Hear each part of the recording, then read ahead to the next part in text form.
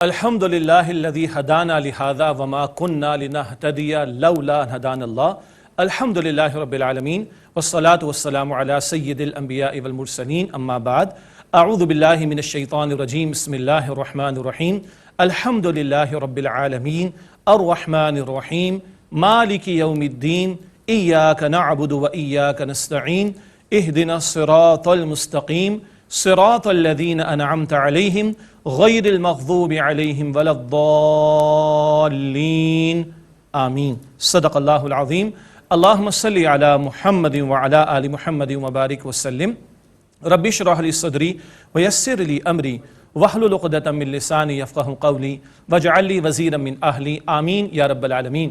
ناظرین کرام السلام علیکم ورحمۃ اللہ وبرکاتہ۔ دورہ ترجمہ قرآن سعادت کی بات ہے، قرآن پاک کو سیکھ رہے ہیں، سمجھنے کی کوشش کر رہے ہیں، تلاوت بھی ہو رہی ہے اور اب قرآن پاک کا ترجمہ تشریح ہم سمجھ رہے ہیں۔ خیرکم من تعلم القرآن وعلمہ، نبی مکرم صلی اللہ علیہ وسلم ارشاد فرمایا کہ تم میں سے بہترین لوگ وہ ہیں جو قرآن حکیم سیکھیں اور سکھائیں۔ اور ایک آیت سمجھنا، حدیث سنن ابن ماجہ میں ایک آیت قرآن حکیم کی سمجھنا نبی علیہ السلام نے فرمایا 100 رکعت نفل سے زیادہ افضل ہے۔ کتنا خیر کا کام ہے، اللہ تعالیٰ اپنی بارگاہ میں قبول فرمائے اور ہمیں مزید بہتری عطا فرمائے۔ سورۃ البقرہ کا مطالعہ جاری ہے اور آیت نمبر 61 تک ہم نے مطالعہ مکمل کیا، اور پچھلی نشست میں جو بات تھی وہ یہ کہ ذلیل اور رسوا کر دیے گئے کون؟ وہ جن کو قرآن نے کہا کہ تمہیں جہان والوں پر فضیلت عطا کی تھی۔ فضیلتی ذمہ داری کے ساتھ ذمہ داری پوری کرو، فضیلت برقرار رہے گی، اور ذمہ داری پوری نہ کرو، کتاب کو پس پش ڈالو، ناشکری کے رویے پر آ جاؤ، پیغمبر کا ساتھ نہ دو، تو ذلت اور رسوائی تمہارے لیے مقدر کر دی جائے گی۔ بنی اسرائیل کا ذکر ہو رہا ہے لیکن ہمارے لیے رہنمائی ہے۔ نبی اکرم صلی اللہ علیہ وسلم ارشاد فرمایا لازماً میری امت پر وہ حالات آ کر رہیں گے جو بنی اسرائیل پر آئے تھے، بالکل ایسے جیسے ایک جوتا دوسرے جوتے کے بالکل مشابہ ہوتا ہے۔ فضیلت ہمیں بھی ملی ہوئی ہے، ہاں آج کیا ہو رہا ہے ہمارے ساتھ مجھے کچھ تبصرہ کرنے کی ضرورت نہیں ہے۔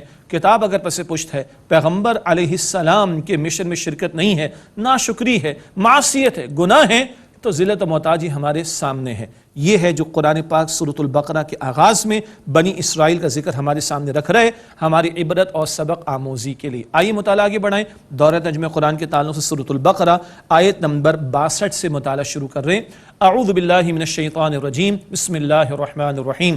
ان الذين آمنوا والذين هادوا والنصارى والصابئين من آمن بالله واليوم الآخر وعمل صالحا، بے شک جو لوگ ایمان لائے اور جو یہودی ہوئے اور نصرانی اور صابئین، جو ایمان لایا اللہ پر اور آخرت کے دن پر اور جس نے عمل کیا نیک، فلہم اجرہم عند ربہم، تو ان لوگوں کے لیے ان کے رب کے پاس ان کا اجر ہے، ولا خوف علیہم ولا ہم یحزنون، ان پر نہ کوئی خوف ہوگا اور نہ وہ غمگین ہوں گے۔ ایمان والوں کا ذکر ہے، یہود و نصارہ کا ذکر ہے۔ صابئین ایک رائے ہے یہ ابراہیم علیہ السلام کے ماننے والے لوگ تھے، بعد میں ان میں بگاڑ بھی پیدا ہوا۔ ہر دور میں جو ایمان لائے اور جنہوں نے نیک اعمال کیے ان کے لیے اجر ہے، لیکن یاد رہے ابتدا میں آیت نمبر 7 میں بھی ذکر آیا، ابتدا میں جو 5واں رکوع تھا بنی اسرائیل سے مخاطبت والا، وہاں نبی اکرم علیہ السلام پر ایمان لانے کا ذکر آیا۔ تو اب کیا ہے؟ اب جو محمد مصطفیٰ علیہ السلام پر ایمان لائے، ہاں اللہ کو ماننا، آخرت کو ماننا کافی نہیں، رسالت پر ایمان بھی ضروری، یہ ذکر پہلے بھی آیا۔ اب اللہ اور اس کے رسول علیہ السلام کو ماننے والے، آخرت کو ماننے والے اور نبی علیہ السلام کی تعلیمات پر عمل کرنے والے، یہی ہیں جن کے لیے اجر ہوگا اور ان پر نہ کوئی خوف ہوگا نہ وہ غمگین ہوں گے۔ پھر بنی اسرائیل پر اللہ تعالیٰ کی نعمتوں کا ذکر ہے اور ان کی ناشکریوں کا بیان اور ان پر آنے والی سزاؤں کا تذکرہ۔ وَإِذْ أَخَذْنَا مِيثَاقَكُمْ وَرَفَعْنَا فَوْقَكُمُ الطُّورَ، اور یاد کرو جب ہم نے تم سے اقرار لیا اور ہم نے تمہارے اوپر کوہ طور اٹھایا۔ اللہ اکبر، ایک خاص کیفیت اللہ تعالیٰ نے سائبان کی طرح طور پہاڑ کو ان کے اوپر بلند کر دیا، اور اس کیفیت کو طاری کر کے کیا فرمایا؟ خُذُوا مَا آتَيْنَاكُمْ بِقُوَّةٍ وَاذْكُرُوا مَا فِيهِ لَعَلَّكُمْ تَتَّقُونَ، جو ہم نے تمہیں عطا فرمایا مراد کتاب، وہ مضبوطی سے پکڑو اور جو اس میں ہے اسے یاد رکھو تاکہ تم تقوی والے ہو جاؤ، یعنی گناہوں سے بچنے والے بھی ہو جاؤ اور عادات سے بھی بچ جاؤ۔ اللہ اکبر کبیرہ، یہ ہے جو ان سے وعدہ لیا گیا کتاب کو تھامنے کا۔ اس وقت تورات ان کو عطا ہوئی تھی، آج کتاب کس کے پاس ہے؟ ہمارے پاس ہے۔ آج ویلڈ کتاب کون سی؟ قرآن حکیم ہے، ہمیں اسے تھامنا ہے۔ اللہ ہم سب کو توفیق عطا فرمائے۔ اب بنی اسرائیل سے مخاطبت جاری. ثم تولیتم من بعد ذلک، پھر اس کے بعد تم پھر گئے، یعنی تم نے روگردانی کی، ناشکری کا رویہ اختیار کیا، فرمانبرداری کو چھوڑ کر نافرمانی کی روش پر آ گئے. فلولا فضل اللہ علیکم ورحمتہ لکنتم من الخاسرین، پس اگر اللہ تعالیٰ کا فضل نہ ہوتا تم پر اور اس کی رحمت نہ ہوتی تو تم خسارہ اٹھانے والوں میں سے ہو جاتے. کس قدر اللہ تعالیٰ رحمت کا اظہار فرما رہا ہے، بار بار معاف فرما رہا ہے، بار بار معاف فرما رہا ہے، ہر بات پر نہیں پکڑ رہا، اس رحمت کا ذکر بھی باری تعالیٰ فرما رہا ہے. وَلَقَدْ عَلِمْتُمُ الَّذِينَ اعْتَدَوْا مِنْكُمْ فِي السَّبْتِ، اور یقیناً تم نے ان لوگوں کو جان لیا جنہوں نے تم میں سے ہفتے کے دن کے بارے میں زیادتی کی. فَقُلْنَا لَهُمْ كُونُوا قِرَادَةً خَاسِئِينَ، تب ہم نے ان سے کہا کہ تم ذلیل بندر ہو جاؤ. اللہ اکبر. یہ اصحاب السبت کا بیان ہے، ہفتے والے، سیٹرڈے والے. ان کا واقعہ تفصیل سے آئے گا سورۃ الاعراف کے 21ویں رکوع میں، وہاں آیت نمبر 164 165 میں ہم تفصیل پڑھیں گے انشاءاللہ تعالی. ہفتے کے دن کو مخصوص کیا گیا تھا اللہ تعالیٰ کی بندگی کے لیے. ان لوگوں نے اس بندگی کے تقاضوں کی خلاف ورزی کی، نافرمانی کا رویہ اختیار کیا، حیلے بہانے بنا کر شریعت کی پاسداری سے فرار اختیار کیا، تو اللہ تعالیٰ نے سزا دی اور ذلیل بندر ان کو بنا دیا. اللہ اکبر. یہ قرآن پاک بیان کر رہا ہے. فَجَعَلْنَاهَا نَكَالًا لِمَا بَيْنَ يَدَيْهَا وَمَا خَلْفَهَا وَمَوْعِظَةً لِلْمُتَّقِينَ، پھر ہم نے اس وقت کے لوگوں کے لیے اور ان کے بعد آنے والوں کے لیے اسے عبرت بنا دیا اور متقین کے لیے نصیحت کا باعث بنا دیا. اللہ کی شریعت سے کھلواڑ کرنے والے، اللہ کے احکامات سے فرار اختیار کرنے والے، اللہ کے احکامات میں رد و بدل کرنے والے، ان کو ذلیل بندر بھی اللہ نے بنایا. بعد والوں کے لیے بھی، اس وقت کے لوگوں کے لیے بھی اور بعد والوں کے لیے بھی عبرت کا نشانہ بنا دیا. شریعت آج ہمارے پاس ہے، اس پر عمل ہم سے تقاضا ہے اور اس کے تابع ہونا ہم سے مطالبہ ہے. اب اس میں کھلواڑ کرنا اور اللہ کے احکامات میں رد و بدل کرنے کی کوشش کرنا، من چاہی باتوں کو دین کے طور پر اس میں شامل کرنے کی کوشش کرنا، اللہ تعالیٰ ہمیں سمجھا رہا ہے. وَمَوْعِظَةً لِلْمُتَّقِينَ، اور متقین کے لیے اللہ تعالیٰ نے اس کو نصیحت بنا دیا. اب گائے کا واقعہ آ رہا ہے سورۃ البقرہ، اس میں گائے کا واقعہ جو ذکر وہ اب آ رہا ہے. پس منظر کیا ہے؟ ایک شخص کا قتل ہو گیا، بلکہ وہ قتل کر دیا گیا تھا، اس کے قاتل کا پتہ نہیں چل رہا تھا. تو اللہ تعالیٰ نے یہ تدبیر سجھائی. لوگوں نے کہا، تو موسیٰ علیہ السلام نے اللہ تعالیٰ سے التجا کی، ایک گائے کو ذبح کیا جائے اور اس کا ایک حصہ مقتول کو لگایا یا مارا جائے تو وہ زندہ ہو کر اپنے قاتل کا پتہ بتا دے گا. مطلق یہ محض صرف گائے کا معاملہ نہیں تھا، اس میں اور بھی حکمتیں تھے. حکمتیں بعد میں آئیں گی، مسئلے کا تذکرہ پہلے آ رہا ہے گائے کا واقعہ. وَإِذْ قَالَ مُوسَىٰ لِقَوْمِهِ، اور یاد کرو جب موسیٰ علیہ السلام نے اپنی قوم سے فرمایا، إِنَّ اللَّهَ يَأْمُرُكُمْ أَن تَذْبَحُوا بَقَرَةً، کہ بے شک اللہ تعالیٰ تمہیں حکم دیتا ہے کہ تم ایک گائے ذبح کرو. قَالُوا أَتَتَّخِذُنَا هُزُوًا، وہ لوگ کہنے لگے اے موسیٰ کیا تم ہم سے مذاق کرتے ہو؟ قَالَ أَعُوذُ بِاللَّهِ نَكُونَ مِنَ الْجَاهِلِينَ، موسیٰ علیہ السلام نے فرمایا میں اللہ تعالیٰ کی پناہ لیتا ہوں اس بات سے کہ میں نادان لوگوں میں سے ہو جاؤں. میں کیوں ایسی بات اللہ تعالیٰ کی طرح منسوخ کروں؟ یہ اللہ تعالیٰ کا حکم ہے کہ گائے ذبح کرو اور مقتول کو اس کا ایک حصہ مارنا، تو وہ زندہ ہو جائے گا اور اپنے قاتل کا پتہ بتا دے گا. قَالُوا ادْعُ لَنَا رَبَّكَ يُبَيِّن لَنَا مَا هِيَ، ان لوگوں نے کہا کہ اے موسیٰ آپ اپنے رب سے درخواست کیجئے کہ وہ ہمیں بتائے کہ وہ کیسی ہے. یہاں اب گڑبڑ شروع ہو رہی ہے. سیدھا حکم تھا گائے ذبح کرو، گائے ذبح کر دیتے، مگر اب لے تو لال کا معاملہ ہو رہا ہے. ڈیلے ٹیکٹکس اختیار کی جا رہی، فرار اختیار کرنے کی کوشش کی جا رہی. یہ سوال وہ سوال، فلاں بات، اسی چکر میں اپنے آپ کو لگانے کی کوشش میں ہیں بنی اسرائیل کے یہ لوگ. قال انه يقول انها بقرۃ لا فارض ولا بکر، موسیٰ علیہ السلام نے کہا کہ بے شک وہ اللہ تعالیٰ فرماتا ہے کہ گائے ایسی ہو کہ نہ بوڑھی ہو اور نہ چھوٹی عمر کی، عوان بین ذالک، اس کے درمیان جوان ہو. پہلے تو اللہ تعالیٰ نے اس کی عمر کا تعین کر دیا کہ جوان ہو. ففعلوا ما تؤمرون، پس تمہیں جو حکم دیا جاتا ہے وہ کر ڈالو. قالوا ادْعُ لَنَا رَبَّكَ يُبَيِّن لَنَا مَا لَوْنُهَا، ان لوگوں نے کہا کہ اے موسیٰ ہمارے لیے درخواست کیجیے اپنے رب سے کہ وہ ہمیں بتا دے اس کا رنگ کیسا ہو، اور مشکل میں اپنے آپ کو ڈال رہے ہیں. قال انه يقول انها بقرة صفراء، موسیٰ علیہ السلام نے کہا بے شک وہ اللہ تعالیٰ فرماتا ہے وہ ایک گائے ہے زرد رنگ کی، فاقع لونها تسر الناظرین، اس کا رنگ خوب گہرا ہے اور وہ دیکھنے والوں کو فرحت بخشتی ہے. زرد رنگ ہو، خوب گہرا بھی ہو، دیکھنے والوں کو وہ فرحت بھی بخشنے والی ہے. قالوا ادْعُ لَنَا رَبَّكَ يُبَيِّن لَنَا مَا هِيَ، انہوں نے کہا کہ اے موسیٰ ہمارے لیے اپنے رب سے درخواست کیجئے کہ وہ ہمیں بتلا دے وہ کیسی ہے. ان البقرۃ تشابہ علینا، کیونکہ گائے تو ہم پر مشتبہ ہو گئی، بڑا شبہ ہو گیا، ہم بڑے ڈاؤٹ کے اندر، کلیئرٹی نہیں آ رہی. عقل کے اندھوں کو اتنی کلیئرٹی نہیں تھی کہ اللہ نے حکم دیا گائے ذبح کرو ذبح کر لیتے، سادہ سی بات تھی، خود یہ سوالات کر کے اپنے لیے مشکلات کو پیدا کر رہے ہیں۔ وَإِنَّا إِن شَاءَ اللَّهُ لَمُهْتَدُونَ، اور اگر اللہ نے چاہا تو بے شک ہم ضرور ہدایت پالیں گے۔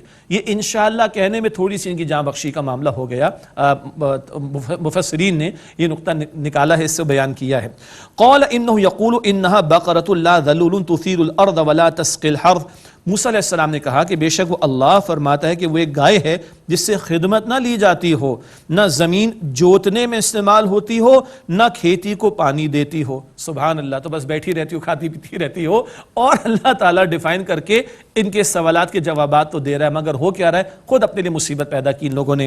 مسلمۃ لا شیۃ فیہا، بے عیب ہو، اس میں کوئی داغ نہ ہو۔ قالوا الآن جئت بالحق، وہ بولے اب آپ ٹھیک بات لے کر آئے ہیں۔ فذبحوها، پھر ان لوگوں نے اس گائے کو ذبح کر ڈالا، چاروں ناچار۔ وما كادوا يفعلون، اور وہ ایسا لگتا نہیں تھا کہ ذبح کریں گے، بس چاروں ناچار وہ ذبح کرنے پر آمادہ ہو گئے۔ نبی مکرم صلی اللہ علیہ وسلم نے ہمیں بیجا سوالات سے منع فرمایا ہے۔ مسلم شریف کی روایت ہے، آپ صلی اللہ علیہ وآلہ وسلم نے ارشاد فرمایا، تم سے پچھلی قومیں کثرت سوال اور انبیاء سے بیجا اختلاف کی وجہ سے ہلاک کی گئیں۔ تو سوال ہو عقیدے سے متعلق، عمل سے متعلق، کوئی حرج نہیں، لیکن بیجا سوالات کرنا اور دائیں بائیں کے اندر بحثوں میں لگ جانا، اللہ کا دین اس سے ہمیں منع فرماتا ہے۔ یہ تو ہوا گائے کی کیفیات کے بارے میں۔ اب گائے کیوں ذبح کروائی گئی، وہ مقصد کیا تھا، حکمت کیا تھی، اس کا تذکرہ اگلے رکوع میں آ رہا ہے، اور پھر بنی اسرائیل کے عوام کا ذکر اور ان کے علماء کا حال بھی بیان ہو رہا ہے۔ لیکن نوٹ کیجئے گا، ذکر ان کا ہے، سبق ہمارے لیے ہے، تذکرہ ان کا ہے، رہنمائی ہمارے لیے ہے، بیان ان کا ہے، اور تذکیر و یاد دہانی ہم مسلمانوں کے لیے ہے۔ ارشاد ہوا وَإِذْ قَتَلْتُمْ نَفْسًا فَادَّارَأْتُمْ فِيهَا، اور یاد کرو جب تم نے شخص کو قتل کر ڈالا پھر تم اس میں جھگڑنے لگے، الزام تراشیاں شروع ہو گئی ہوں گی، پتہ نہیں چل رہا تھا کہ کون قاتل ہے مقتول کا۔ وَاللَّهُ مُخْرِجٌ مَا كُنْتُمْ تَكْتُمُونَ، اور اللہ تعالیٰ ظاہر فرمانے والا تھا وہ جو کچھ تم چھپاتے تھے۔ فَقُلْنَا ضْرِبُوهُ بِبَعْضِهَا، پھر ہم نے کہا کہ تم اس مقتول کو گائے کا ایک ٹکڑا مارو۔ كَذَلِكَ يُحْيِي اللَّهُ الْمَوْتَى، اس طرح اللہ تعالیٰ مردوں کو زندگی عطا فرمائے گا۔ وَيُرِيكُمْ آيَاتِهِ لَعَلَّكُمْ تَعْقِلُونَ، اور وہ اللہ تمہیں اپنی نشانیاں دکھاتا ہے تاکہ تم غور کرو۔ اللہ اکبر۔ مقتول کو ایک ٹکڑا مارا گیا گائے کا، مقتول زندہ ہوا، اس نے قاتل کا نام بتایا، لوگوں کی نگاہوں کے سامنے اللہ تعالیٰ نے دکھا دیا، بتا دیا، ایسے مردوں کو اللہ زندگی عطا فرمائے گا۔ یہ واقعات ایک سے زائد ہیں سورۃ البقرہ میں جو ہمارے سامنے آتے ہیں۔ تھوڑی دیر پہلے ذکر بھی آ چکا سورۃ البقرہ میں، موت دی گئی، زندگی دی گئی، اور اب اس شخص کا ذکر بھی آ گیا۔ تو ایسے اللہ تعالیٰ مردوں کو زندگی دے گا، تو بعث بعد الموت، مرنے کے بعد دوبارہ زندگی عطا ہوگی، اس کی طرف بھی اشارہ ہو رہا ہے۔ اور ایک اور اہم بات، گائے کا تقدس ان کے دلوں میں پیدا ہو گیا تھا، اور وہ سامری جادوگر والا واقعہ وہ بھی ذہن میں رکھ لیجئے گا، اور خواہ مخواہ کچھ غالب اقوام کی حرکتوں کو دیکھ کر یا کچھ اور اقوام میں اس گائے کے تقدس کو دیکھ کر ان کے دل میں بھی کوئی بات پیدا ہو گئی تھی، تمہارے ہاتھوں سے ذبح کروا دیا، کچھ نہیں رکھا اس گائے کے اندر، تمہارے سامنے تم نے اپنے ہاتھوں سے ذبح کر ڈالا، وہ تقدس بھی ختم اور مردہ زندہ ہو گیا۔ ایسے اللہ مردوں کو زندگی دے گا۔ یہ ہے جو اہم مقاصد اس واقعے میں ہمارے سامنے آئے ہیں۔ اور ایک اور اہم تر بات کیا ہے، اللہ تعالیٰ نشانیاں دکھا رہا ہے، اللہ تعالیٰ نشانیاں واضح فرما رہا ہے۔ اب تو تمہارا ایمان پکا ہونا چاہیے نا، تمہاری ایمانی کیفیت بہتر ہونی چاہیے، بڑھنی چاہیے، لیکن ہوا کیا، ان لوگوں کا معاملہ یہ ہوا کہ دین میں حیلے اختیار کرنے والے، اللہ کے حکم سے فرار اختیار کرنے والے، جب یہ روش ہو دین میں حیلے اختیار کیے جائیں، ہاں من چاہی باتوں کو دین کے طور پر اختیار کیا جائے، اللہ کے وعدے احکامات سے فرار اختیار کیا جائے، تو پھر دل سخت ہو جاتے ہیں۔ کتنے؟ اگلی آیت کریمہ، ثم قست قلوبكم من بعد ذلك فهي كالحجارة او اشد قسوة، پھر اس کے بعد تمہارے دل سخت ہو گئے، سو پتھر جیسے ہو گئے یا اس سے زیادہ سخت۔ اللہ اکبر۔ یہ حاملین کتاب امت جن کو کتاب عطا کی گئی، ان کی سختی کا عالم کب ہوا؟ جب حیلے دین میں اختیار کیے، احکامات سے فرار اختیار کیا، دل کیسے سخت، پتھر بلکہ ان سے بھی زیادہ سخت۔ حالانکہ پتھروں کا معاملہ اب تو سائنسی حقائق بھی بتا رہے ہیں کہ ان میں بھی حس ہوتی ہے، اور یہ جمادات میں بھی حس ہوتی ہے، سینٹیمنٹس ہوا کرتے ہیں۔ اللہ اکبر۔ اللہ کا کلام کیا بتا رہا ہے پتھروں کے بارے میں؟ وَإِنَّ مِنَ الْحِجَارَةِ لَمَا يَتَفَجَّرُ مِنْهُ الْأَنْهَارُ، اور بے شک بعض پتھروں سے نہریں پھوٹ نکلتی ہیں، اس قدر ان میں اللہ نے کیفیت رکھی کہ پھٹتے ہیں اور نہریں جاری ہوتی ہیں، یہ دوسروں کو فائدہ پہنچاتے ہیں پتھر جن سے نہریں جاری ہوتی ہیں۔ وَإِنَّ مِنْهَا لَمَا يَشَّقَّقُ فَيَخْرُجُ مِنْهُ الْمَاءُ، اور بے شک ان میں سے بعض پھٹ جاتے ہیں تو ان میں سے پانی نکلتا ہے۔ ارے نہر جتنا نہیں، چشمہ ہی پھوٹ پڑتا ہے، پتھر ہیں مگر لوگوں کو نفع پہنچاتے ہیں۔ وَإِنَّ مِنْهَا لَمَا يَهْبِطُ مِنْ خَشْيَةِ اللَّهِ، اور ان میں سے بعض اللہ تعالیٰ کے ڈر سے گر پڑتے ہیں۔ اللہ اکبر، وہ ستون حنانہ تھا نا نبی مکرم علیہ السلام جس سے سہارا لیتے، وہ بھی رویا تھا جب حضور وہاں سے تشریف لے گئے تھے۔ اللہ اکبر کبیرہ، یہ جمادات اور نباتات میں بھی حص اللہ نے رکھی۔ ارے پتھر تو ایسے بھی ہوتے ہیں اللہ کی خشیت اور ڈر سے گر جاتے ہیں۔ وَمَا اللَّهُ بِغَافِلٍ عَمَّا تَعْمَلُونَ، اور اے لوگو تم جو کچھ کرتے ہو اللہ تعالیٰ اس سے بے خبر نہیں۔ وہ بنی اسرائیل تھے، پتھروں کو بھی مات دے دی سختی کے اعتبار سے۔ ہم تو مسلمان ہیں، قرآن کریم کے ماننے والے ہیں۔ ہاں، پتھر سے تو نہریں جاری ہو لوگوں کو نفع پہنچے، پتھر سے چشمہ پھوٹے لوگوں کو نفع پہنچے، ارے کم سے کم خوف خدا ہو تو گر جائے۔ آج ہم کتاب کے ماننے والے، ہماری ذات دوسروں کے لیے نفع کا باعث ہے، یہ امت دوسروں کے لیے نفع کا باعث ہے جی؟ یہ کردار پیش ہو رہے ہیں آج؟ یہ افراد کے دل خوف خدا سے کبھی لرزتے؟ میں بھی شامل ہوں، میں اپنے لیے پہلے کہہ رہا ہوں پھر آپ کے لیے۔ یہ آنکھیں کبھی نم ہوتی ہیں؟ یہ دل میں خوف خدا اگر ہو تو کچھ کیفیت طاری ہوتی ہے؟ سجدوں کا لطف کبھی ہمیں آتا ہے؟ یہ ذات دوسروں کے لیے نفع کا باعث بنتی؟ اس امت کو انسانیت کے لیے کھڑا کیا گیا تھا، چھوٹا موٹا کام نہیں کرنا ہم نے۔ سورہ آل عمران آیت نمبر 110، کنتم خیر امت اخرجت للناس تأمرون بالمعروف وتنہون عن المنکر، تم بہترین امت ہو۔ کیوں؟ تمہیں لوگوں کے لیے پیدا کیا گیا، تم نیکی کا حکم دو گے، بدی سے روکو گے۔ پتھر تو نہریں پھوٹ پڑ جائیں، پتھر تو چشمے پھوٹ پڑ جائیں، پتھر خوف خدا سے گر جاتے ہیں، ہمارے دل تو سخت نہیں ہو گئے؟ جی یہ قرآن سبحان اللہ یہ زندہ کلام ہے میرے اور آپ کے لیے۔ اللہ تعالیٰ مجھے اور آپ کو اپنی خشیت عطا فرمائے اور ہماری ذات میں اللہ کی خشیت ہو، اعمال گواہی دیں کہ ہم اللہ کے ماننے والے ہیں، نبی اکرم علیہ السلام کے ماننے والے ہیں، اور ہماری ذات، ہمارے معاشرے، ہماری ریاستیں انسانیت کے لیے نفع کا باعث بنے۔ اللہ ہمیں توفیق عطا فرمائے۔ اب مدینہ شریف کو ذہن میں رکھیے گا، بار بار ذکر کر رہا ہوں، مدنی صورت ہے، سورۃ البقرہ ہے۔ ہجرت مدینہ کے بعد نزول ہوا، منافقین بھی موجود ہیں، یہود بھی موجود ہیں، مسلمان بھی وہاں پر موجود ہیں، مہاجرین اور انصار کا مواخات کا رشتہ بھی قائم ہو چکا ہے۔ مسلمانوں کو کچھ توقع رہتی تھی یہود سے، یہ تو کتابوں کے ماننے والے، پیغمبروں کے ماننے والے، ارے وہ مشرکین مکہ صدیوں سے کوئی پیغمبر ان کے نہیں آئے تھے، یہود تو کتابوں کے، پیغمبروں کے ماننے جاننے والے تھے، ان سے کچھ توقع تھی۔ اللہ تعالیٰ توجہ دلا رہا ہے، افتطمعون ان یؤمنوا لکم وقد کان فریق منہم یسمعون کلام اللہ، اے مسلمانوں پھر کیا تم توقع رکھتے ہو کہ وہ مان لیں گے تمہاری خاطر، اور ان میں سے ایک فریق تو اللہ کا کلام سنتا ہے، ثم یحرفونہ من بعد ما عقلوہ وہم یعلمون، پھر وہ اس کو بدل ڈالتے ہیں اس کو سمجھ لینے کے بعد، اور وہ جانتے بھی ہیں۔ کیا حال ہے ان کا؟ اللہ کی کتاب میں تحریف کرتے ہیں، تبدیلی کرتے ہیں، کیوں؟ دنیا کے چنٹکے حاصل کرنے کے لیے، دنیا کے مالی مفادات حاصل کرنے کے لیے۔ تو جو اللہ کی کتاب میں تبدیلیاں کرتے ہیں، دنیا پرستی میں مبتلا ہو گئے، ان سے توقع کرتے ہو کہ تمہاری بات کو مان لیں گے۔ وَإِذَا لَقُوا الَّذِينَ آمَنُوا قَالُوا آمَنَّا، اور جب وہ ان لوگوں سے ملتے ہیں جو ایمان لائے تو کہتے ہیں ہم ایمان لائے۔ وَإِذَا خَلَا بَعْضُهُمْ إِلَى بَعْضٍ، اور جب ان کے بعض دوسروں کے پاس تنہائی میں ہوتے ہیں، قالوا تو کہتے ہیں أَتُحَدِّثُونَهُمْ بِمَا فَتَحَ اللَّهُ عَلَيْكُمْ، کیا تم ان مسلمانوں کو وہ کچھ بتاتے ہو جو اللہ تعالیٰ نے تم پر ظاہر کیا ہے، لِيُحَاجُّوكُمْ بِهِ عِنْدَ رَبِّكُمْ، تاکہ وہ اس کے ذریعے تمہارے رب کے سامنے حجت پیش کریں۔ أَفَلَا تَعْقِلُونَ، پس کیا تم سمجھتے نہیں ہو؟ یہ ذکر آ رہا ہے یہود کا، ان میں سے کچھ لوگ بھی منافق تھے، دعویٰ کرتے تھے مگر سچی بات ہے ایمان تو نہیں لائے تھے نبی اکرم صلی اللہ علیہ وسلم پر، تو مسلمانوں کے پاس بھی آتے جاتے، کبھی کہتے ہاں ہماری کتاب میں بھی تمہارے پیغمبر کا ذکر ہے صلی اللہ علیہ وآلہ وسلم، تو دیگر لوگ جو ان یہود کو ملتے کہتے تمہارا دماغ خراب ہو گیا، تم ان مسلمانوں کو بتاتے ہو وہ جو اللہ نے تمہاری کتاب میں لکھ دیا، تم ان مسلمانوں کو بتاتے ان کے پیغمبر کی بشارتوں کے بارے میں، تمہاری سمجھ کہاں چلی گئی؟ تمہیں عقل نہیں ہے؟ تم کیوں ان کو بتاتے ہو؟ کل یہ مسلمان تمہاری ان باتوں کو لے کر اللہ تعالیٰ کے سامنے حجت پیش کریں گے اللہ ان کو تو پتا تھا مگر انہوں نے قبول نہیں کیا. یہ ہے جو اللہ سبحانہ وتعالیٰ ان کا ذکر فرما رہا ہے. ان کی مت ماری گئی تھی، یعنی یہ بتائیں گے مسلمانوں کو تو پتہ چلے گا پچھلی کتابوں میں نبی اکرم صلی اللہ علیہ وسلم کی بشارتیں موجود ہیں. جس رب نے پچھلی کتابیں نازل فرمائی جن میں تم نے تبدیلیاں کر دی، جس رب نے پچھلی کتابیں نازل فرمائی وہ خود محمد مصطفیٰ کو نہیں بتا رہا صلی اللہ علیہ وسلم، اور کیا وہ ان کے ذریعے صاحب ایمان لوگوں کو نہیں بتا رہا؟ یہ تفسیرہ آگے آ رہا ہے. اولا یعلمون، کیا یہ لوگ جانتے نہیں، ان اللہ یعلم ما یسرون وما یعلنون، کہ اللہ تعالیٰ بے شک جانتا ہے جو کچھ وہ چھپاتے ہیں اور جو وہ ظاہر کرتے ہیں. یہ تو اب ایک ذکر ہوا یہود کا. اب ان کے عوام کا حال ہے. ان کے عوام کا حال کیا ہے وہ پڑھ لیتے ہیں. ہمارا حال کیا ہے غور کر لیتے ہیں. وَمِنْهُمْ أُمِّيُّونَ لَا يَعْلَمُونَ الْكِتَابَ إِلَّا أَمَانِيَّ، اور ان میں کچھ ان پڑھ ہیں جو کتاب نہیں جانتے کچھ بھی سوائے کچھ آرزوؤں کے. وَإِنْهُمْ إِلَّا يَظُنُّونَ، اور وہ صرف گمان سے کام لیتے ہیں.